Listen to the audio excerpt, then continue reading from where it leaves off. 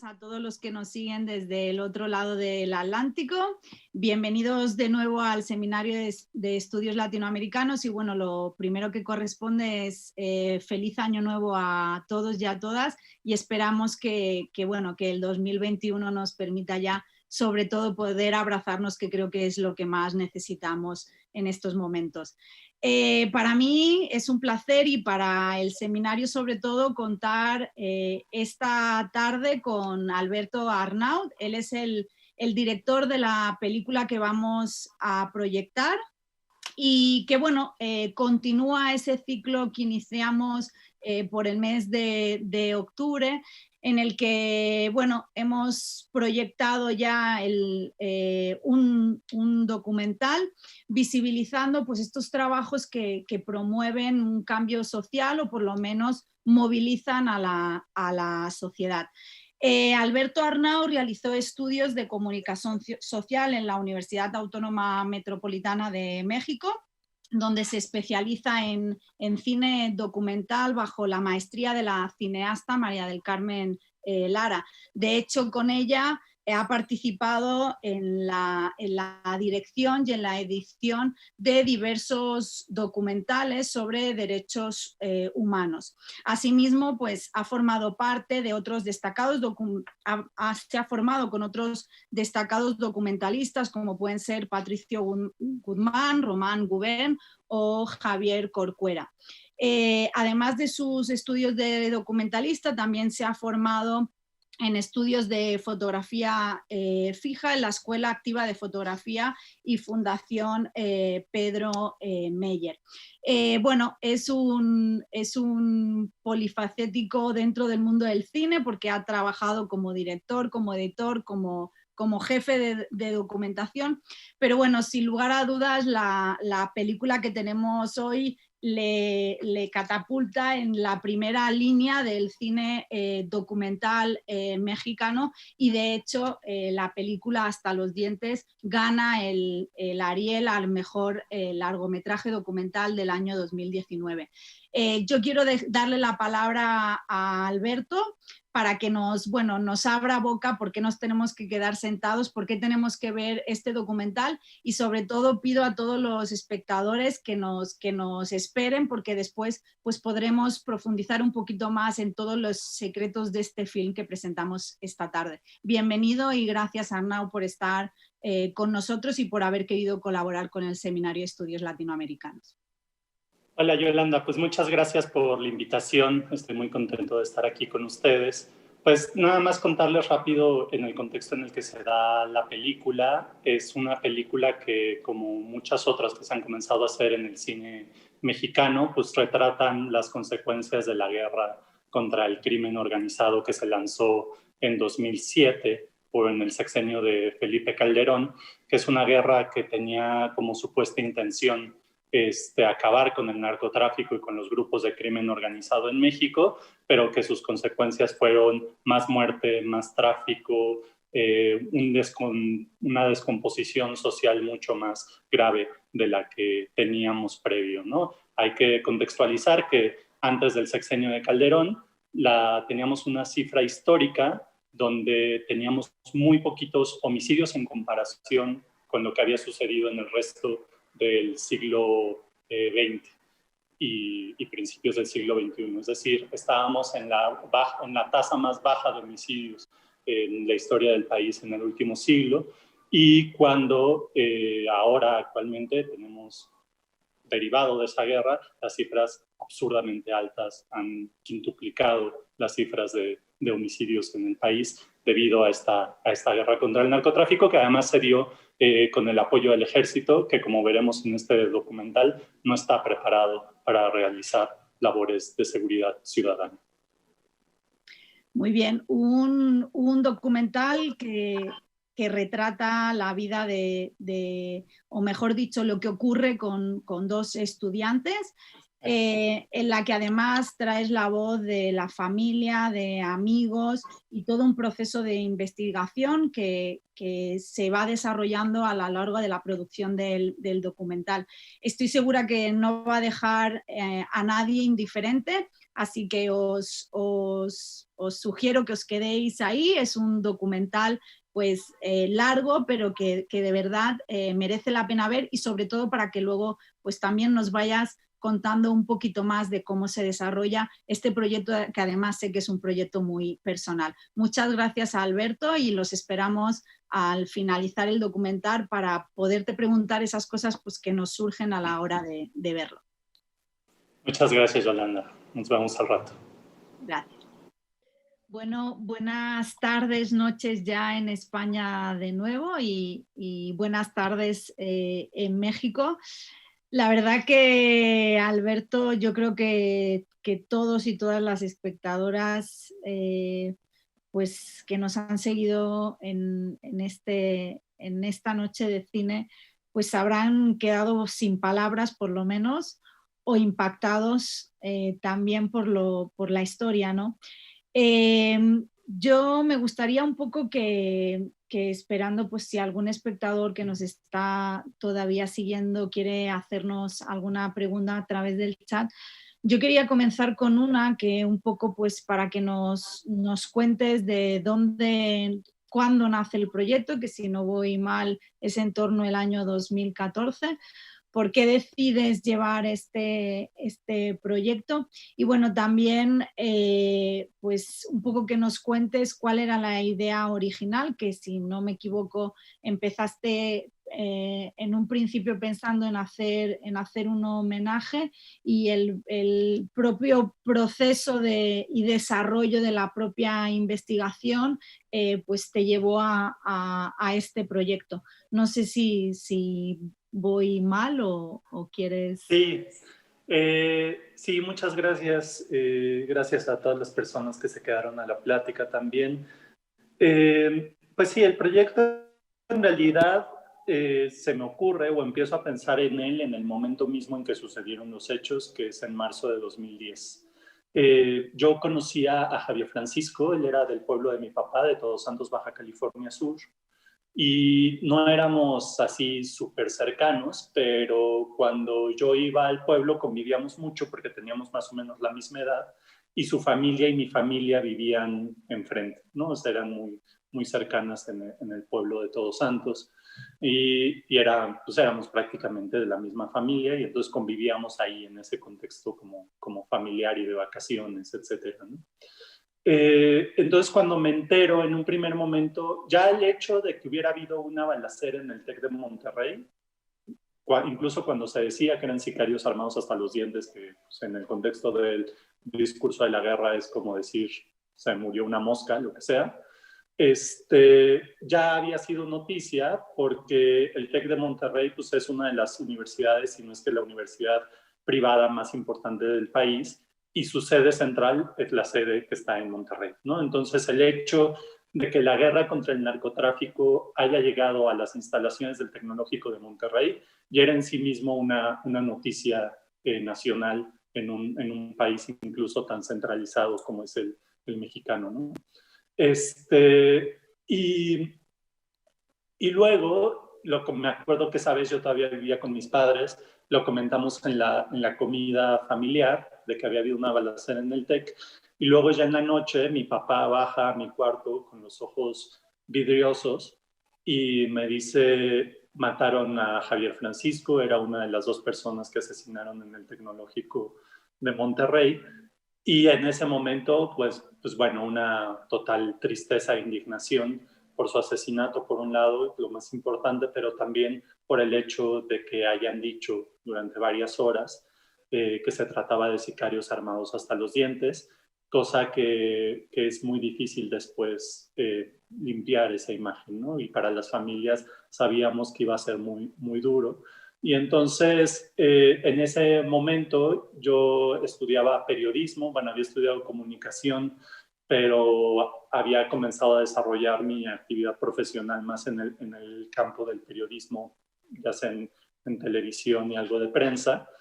Pero ya tenía un poco la cosquillita de comenzar a hacer algo audiovisual, y entonces dije, pues voy a hacer un video que le sirva a la familia y al pueblo de Todos Santos para reivindicar la memoria de Javier Francisco. Eso fue en 2010. Luego en 2011 después de, bueno, en 2010 mismo fui a hablar con las familias para proponerles el proyecto. Las familias estuvieron de acuerdo y en 2011 regresé a comenzar a hacer las primeras entrevistas. Era yo solo con mi cámara que no sabía usar, haciendo yo todo, sonido, cámara y así, nada más con el apoyo de mi hermana que me acompañó en ese primer viaje. Y ahí la familia me muestra el expediente de la Comisión Nacional de Derechos Humanos, que es el expediente que está revisando el papá en algún momento de la película. Y para ese momento yo todavía no sabía, o no tenía muy claro, que había sido el ejército, ¿no? Se hablaba, se rumoraba, pero no era algo que tuviéramos la certeza. Y cuando empiezo a revisar el expediente, me doy cuenta que no pudo haber sido más que el ejército, no pudieron haber sido más que los militares. Entonces, al proyecto original, que me había planteado simplemente rendirle un homenaje a Javier Francisco y reivindicar su vida, se le suma el tema de la denuncia y de decir qué fue lo que realmente sucedió en marzo de 2010. Y entonces ahí sufre la primera modificación la película. Y conforme va avanzando el proyecto, resulta que en 2014 las familias deciden comenzar por primera vez el proceso formal de búsqueda de justicia. Es decir, comenzar a ir a las instituciones, a la fiscalía, al sistema judicial y de procuración de justicia en México, para comenzar a decir queremos que el asesinato de Jorge y Javier no quede impune, ¿no? Y entonces, cuando pasa eso, la película también se transforma, ¿no? Porque se convierte entonces ya no solo en una forma de homenajear a Jorge y a Javier, de denunciar lo que sucedió, sino también como una herramienta para la búsqueda formal de justicia, ¿no? Y lograr los objetivos de las familias que tenían que ver con limpiar el nombre de Jorge y Javier, que el Estado mexicano reconociera su responsabilidad en el asesinato de ellos. Y más tarde, justo cuando estábamos a punto de comenzar a distribuir la película, hay un contexto político muy particular en México que es que se comienza a dotar de respaldo legal a la presencia del ejército en las calles, ¿no? Hasta ese momento se planteaba como una situación extraordinaria que iba a ser como un poco pasajera, ¿no? En lo que se acababa con el problema del narcotráfico en México, pero no se planteaba como una solución permanente, era incluso inconstitucional. Entonces se comienzan a hacer las modificaciones a la Constitución mexicana para que el ejército realizara esas labores de seguridad ciudadana o seguridad pública de manera permanente, y la película adquiere también ese objetivo, ¿no? Es decir, contribuir a evitar que la militarización del país sea de manera permanente y se legalice, ¿no? Y eso ya no era tanto un objetivo de las familias, sino más bien de los colectivos, de las organizaciones de sociedad civil que estaban luchando contra la militarización y contra la llamada guerra contra el narcotráfico. Entonces, en términos generales, esa es la evolución de la película y de mi relación con el caso. Mira, Abeldo, antes de continuar con mis preguntas, doy paso a las que nos han puesto por el chat. Nos preguntan qué repercusión ha tenido. Una de las cosas que buscaba este ciclo era proyectos pues, que han tenido una repercusión social, incluso algunos pues, han conseguido un cambio en alguna legislación. Nos preguntan qué repercusión ha tenido el documental, sobre todo en la propia ciudad tras publicarlo. O sea, ¿cómo sientes que se ha recepcionado tu trabajo? En México la verdad es que tuvo un muy buen recibimiento para las características de distribución del cine mexicano en México, ¿no? Tenemos un sistema de distribución donde está monopolizada la distribución del cine en general, ¿no? O sea, hay prácticamente una sola empresa que se dedica a exhibir todas las películas del país y exhibe básicamente en un 70% películas norteamericanas y el restante 30% son películas mexicanas, pero de corte muy comercial, ¿no? Entonces, lo que lo que creo, la estrategia que seguimos fue hacer una especie de estrategia de documental de impacto, es decir, acompañar la distribución de la película con una campaña mediática, política muy fuerte, con el apoyo de figuras públicas relevantes, ¿no?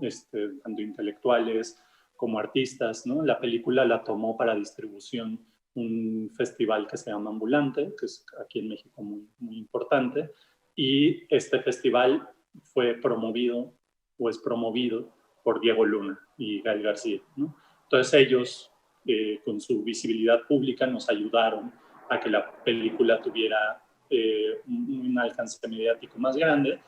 Y creo que sirvió mucho también porque se hablaba mucho de ejecuciones extrajudiciales, de los peligros de que el ejército estuviera en las calles, pero creo que no se había entendido cómo funcionaban estas ejecuciones extrajudiciales, ¿no? O sea, es decir, cómo era el mecanismo mediante el cual una persona, un civil inocente en este caso, terminaba siendo asesinado por el ejército mexicano, ¿no? Y que no dependía solo del ejército mexicano, sino también de toda una serie de instituciones públicas y privadas que protegían al ejército mexicano y todo lo que hicieran, ¿no? Entre ellos el TEC de Monterrey, los medios de comunicación, el gobierno, etcétera, ¿no? Entonces, todo un entramado político muy fuerte que protege al ejército. Y entonces, esta campaña tuvo como una de sus consecuencias, o quizá la consecuencia más importante, uno que sí logró verse muchísimo en México, ¿no? Y entonces cambió la narrativa con la cual se referían al caso, ¿no? O sea, si tú checas la forma en que la prensa se recordaba el caso de Jorge y Javier antes de la película y cómo la recuerda ahora, es totalmente diferente, ¿no? O sea, antes se recordaba a Jorge y a Javier como los estudiantes que murieron trágicamente o que fallecieron en un enfrentamiento en el Tecnológico de Monterrey, y ahora se les recuerda como los estudiantes que fueron asesinados por el ejército en el Tecnológico de Monterrey. Entonces hubo un cambio ahí de la narrativa, por lo menos en la prensa nacional, que creo que es bastante relevante, pero también hubo en el lapso en el que estrenamos la película, que también nos esforzamos por llegar a esa coyuntura, por eso quedó un poquito larga, porque decíamos, es que tenemos que llegar a esta coyuntura, ¿no? Si nos ponemos ahorita al corte fino y a tratar de acortarla demasiado, no vamos a llegar a la coyuntura de las elecciones, donde resultó electo López Obrador, y donde en ese proceso de elecciones ya se había posicionado el tema de la seguridad y de la guerra como uno de los temas más importantes a discutir en las campañas. Entonces, en el proceso de transición, ya cuando había resultado electo López Obrador, pero antes de que tomara posesión, nos juntamos con el gabinete, con el que ya sabíamos que iba a ser su gabinete de gobernación.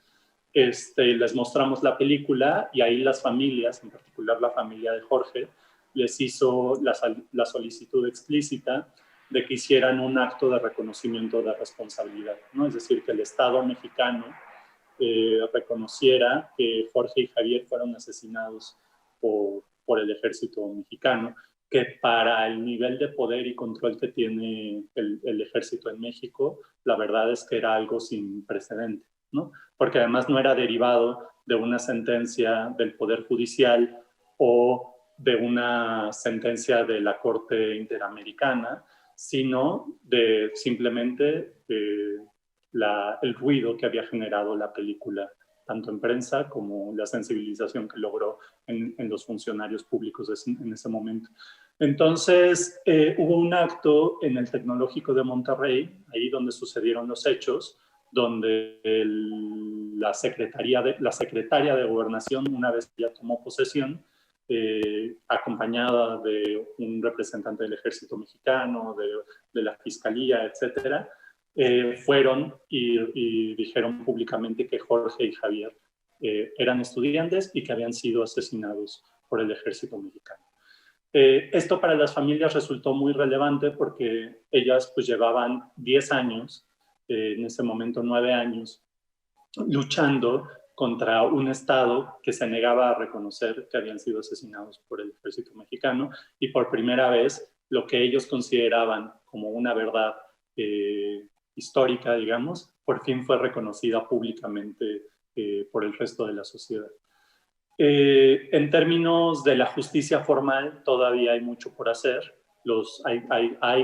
Como digo, al final, dicen el letrero al final de la película, 6 militares que han sido inculpados, que han sido acusados por el asesinato de Jorge y Javier, pero de ellos 2 están fugados, no se sabe dónde están. Uno más está en calidad de desaparecidos, lo cual también habla de la tragedia de México, es decir, en México hay alrededor de 70,000 personas desaparecidas solo en lo que va de la guerra contra el narcotráfico, y este militar que supuestamente fue victimario en el caso de Jorge y Javier, después también se convirtió en víctima de la propia guerra, ¿no? Y hay otros 3 más que sí se encuentran bajo proceso, pero todavía no tienen una sentencia firme.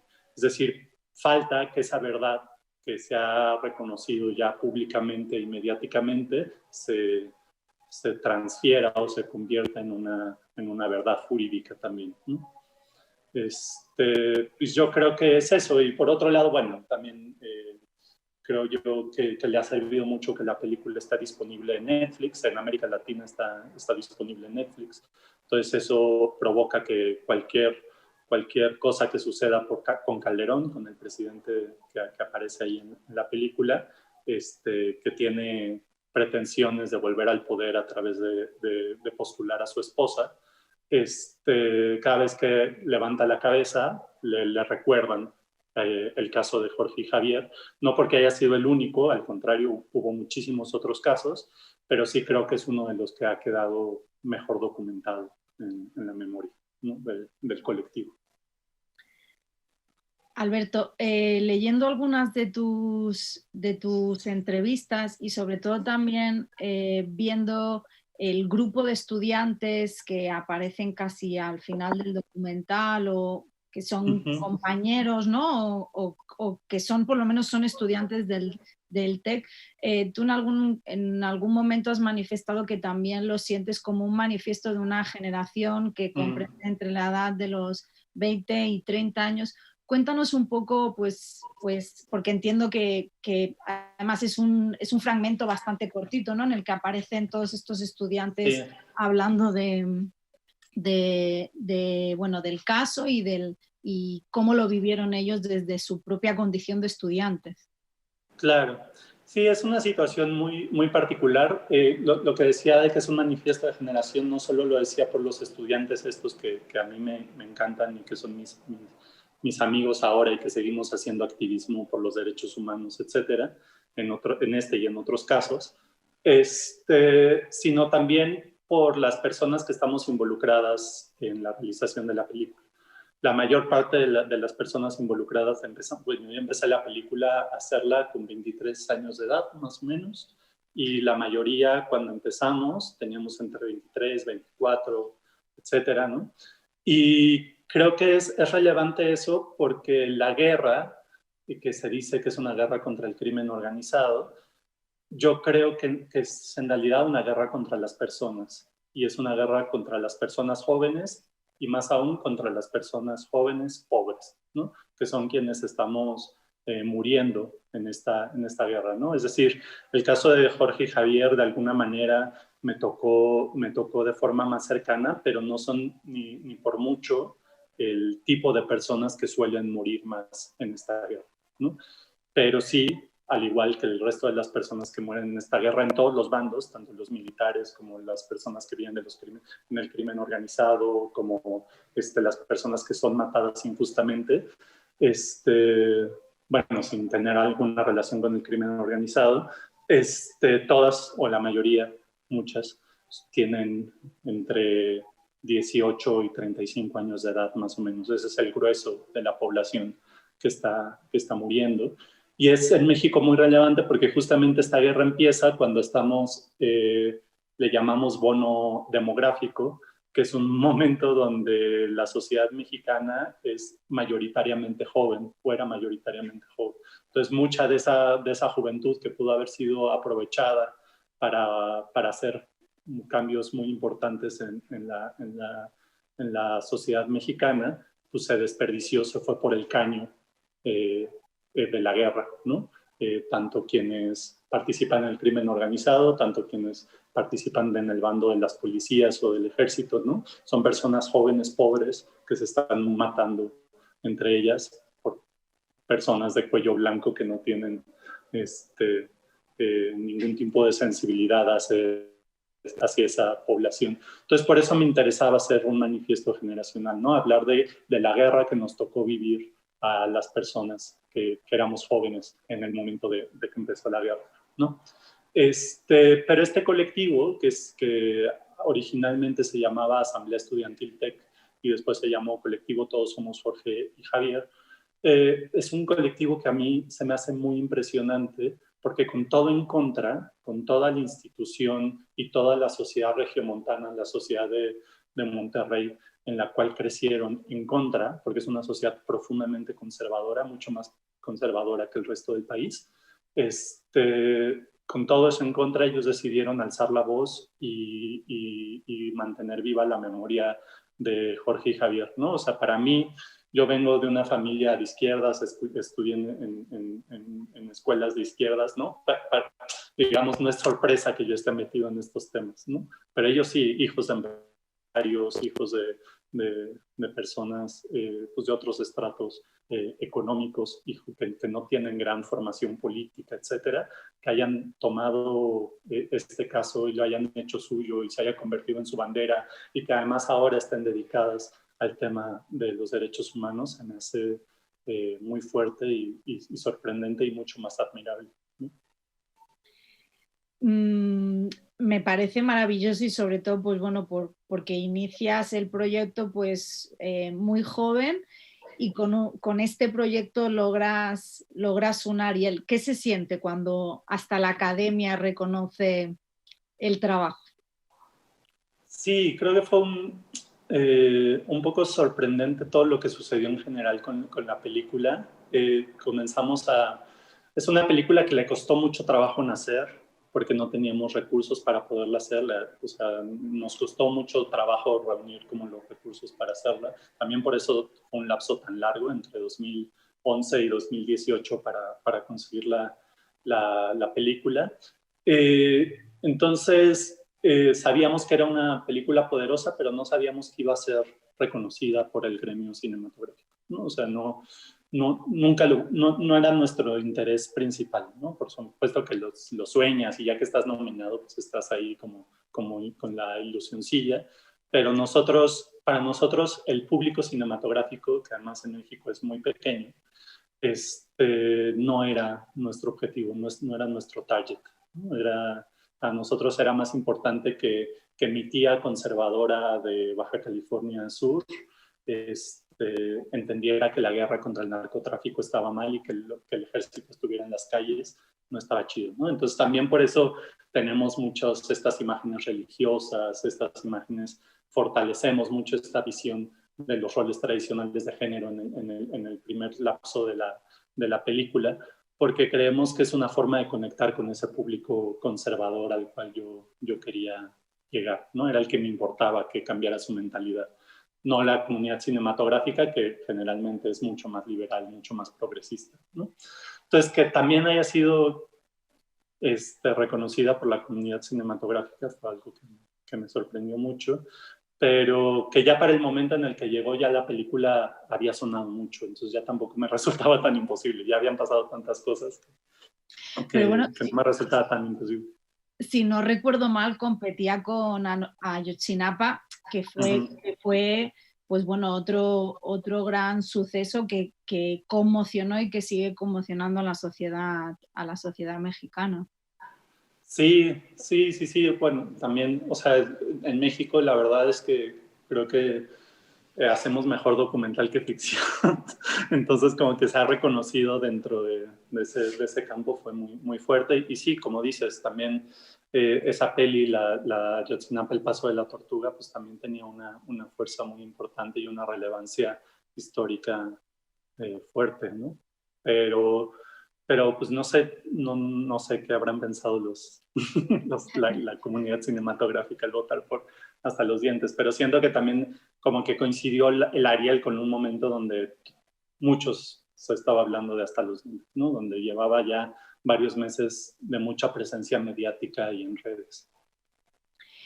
El año pasado se cumplió 10 años del suceso. De hecho, fíjate que viendo la película, y yo no lo recordaba, yo por primera vez estuve en México en marzo del 2010 y precisamente viajé a Monterrey y sí recuerdo esa sensación como de miedo. No sabría mucho cómo definirla porque era mi primera vez en el país, pero me ha venido el recuerdo precisamente al unir fechas, ¿no? Que una vez necesita como colocarlas. ¿Qué camino sigue ahora? O sea, que han pasado 10 años, ha muerto la mamá de Javier. De Javier. Sí. ¿Qué le sigue? ¿Qué crees que puede seguir haciendo hasta los dientes mientras pues siga viva, ¿no? Sí, yo siento que sigue igual de vigente que nunca. Hubo una gran decepción en ese sentido con el gobierno actual, porque en campañas anteriores, en otros momentos, había criticado muy fuertemente López Obrador la guerra contra el narcotráfico y la militarización. Y no solamente no acabó con la guerra contra el narcotráfico y la militarización, aunque sí cambió ligeramente el enfoque, sino que le dio todavía más poder al ejército. Y eso que no había logrado el ejército, que era las transformaciones a nivel constitución con los gobiernos anteriores, con este gobierno sí lo logró, ¿no? Y seguimos viendo casos como el de Jorge y Javier, que se repiten y se repiten y se repiten y se van a seguir repitiendo. A lo mejor ya no tienen el respaldo institucional, mediático que tenían antes, ¿no? En el 2010, pero siguen repitiéndose casos como este.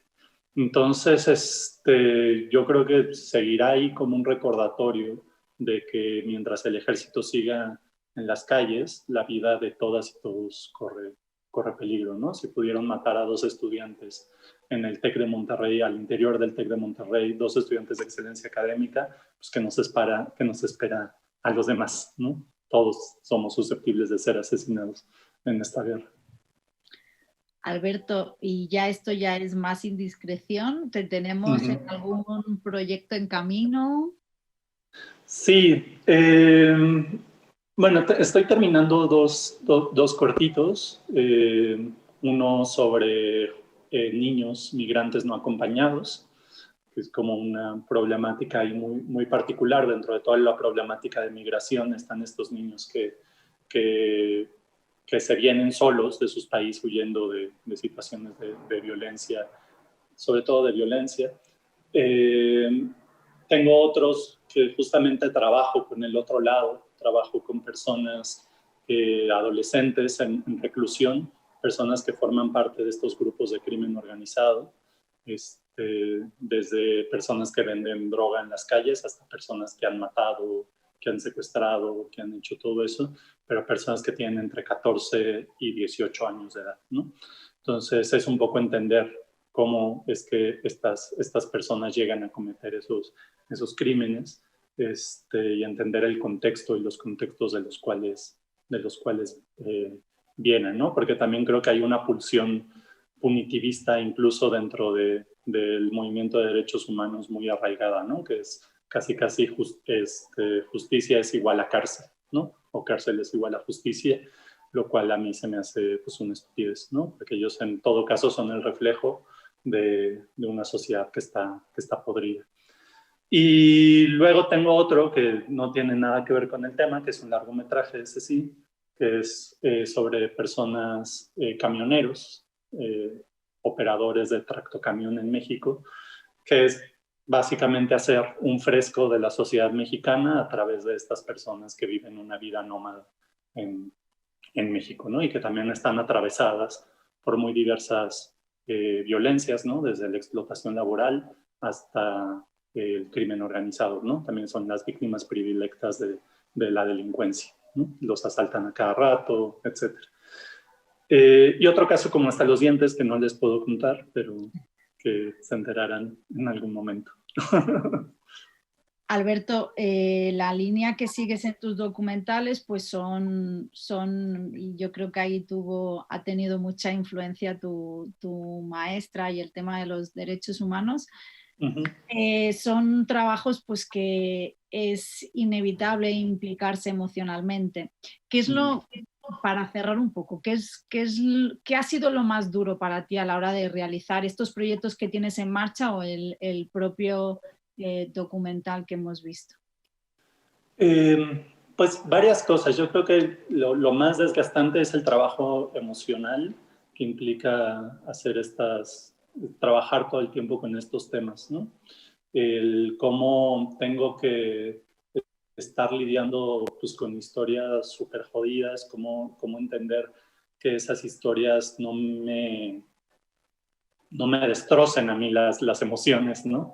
Esta chamba de autocuidado creo que es algo que no está muy desarrollada en México, aunque cada vez más, evidentemente, porque cada vez hay más demanda por parte de los periodistas, por parte de los defensores y defensoras de derechos humanos, etcétera.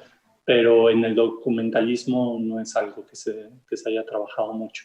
Entonces, como tratar de incorporar estas técnicas de autocuidado creo que es cada vez más importante para trabajar estos temas. A partir de hasta los dientes se ha facilitado un poco el acceso a recursos, ¿no? O sea, como el prestigio que nos dio la película nos ha hecho menos difícil esa parte, ¿no? De acceder a recursos, acceder a poder hacer nuevas películas, pero el desgaste emocional sigue siendo como súper rudo y importante, y a veces no le damos la importancia hasta que ya estamos perdidos, ¿no? Estamos en el hoyo. Muy bien. Pues Alberto, ha sido un placer contar contigo, sobre todo que fueras tú el que nos hablaras, porque creo que no todos los días tenemos la oportunidad de hablar con el director, pues al final es el que tiene ese campo de visión más amplio de la producción. Y bueno, ojalá pronto tengamos esas nuevas películas en pantalla y que nos puedas volver a venir a contar aquí en Granada, en España, que estás haciendo. Así que desde el Seminario de Estudios de la Universidad de Estudios Latinoamericanos de la Universidad de Granada, te agradecemos enormemente que hayas estado esta tarde-noche con nosotros, y también a los espectadores que se mantienen ahí escuchándote y bueno, muchísimas gracias a todos los que de verdad también pues os interesáis por las actividades del seminario, y nos vemos próximamente. Alberto, gracias de nuevo. Muchas gracias, Yolanda. Un saludo a todos. Un saludo.